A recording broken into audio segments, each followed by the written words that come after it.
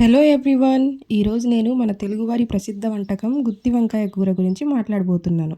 గుత్తి వంకాయ కూర అనేది చిన్న చిన్న వంకాయల్లో ప్రత్యేకమైన మసాలాలను నింపి తయారు చేసే రుచికరమైన వంటకం.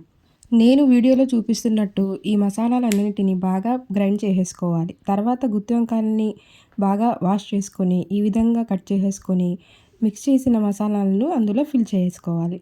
ఆ తర్వాత ఒక కడాయిలో కొంచెం వెడల్పుగా ఉండే ఒక కడాయి తీసుకొని ఆయిల్ హీట్ అయిన తర్వాత జీలకర్ర, ఆవాలు వేసుకోవాలి. దాని తర్వాత కొంచెం కరివేపాకు వేసుకొని బాగా ఫ్రై చేసుకోవాలి. ఆ తర్వాత ఇందులో మనం ఫస్ట్ ఫిల్ చేసుకొని పెట్టుకున్న గుత్తి వంకాయలను యాడ్ చేసుకోవాలి. ఆ తర్వాత మిగిలిన మసాలాను కూడా అందులోనే వేసుకోవాలి. కొంచెం వాటర్ యాడ్ చేసుకొని వీడియోలో చూపిస్తున్నట్టు బాగా కుక్ అయిన తర్వాత ఇందులో కొంచెం చింతపండు జ్యూస్ని యాడ్ చేసుకొని ఒక 10 నిమిషాల పాటు మీడియం ఫ్లేమ్లో కుక్ చేసుకోవాలి. కావాలంటే బాయిల్డ్ ఎగ్స్ని కూడా యాడ్ చేసుకోవచ్చు. సూపర్ కర్రీ రెడీ అవుతుంది. మీకు వీడియో నచ్చితే ప్లీజ్ తప్పకుండా సబ్స్క్రైబ్ చేసుకోండి.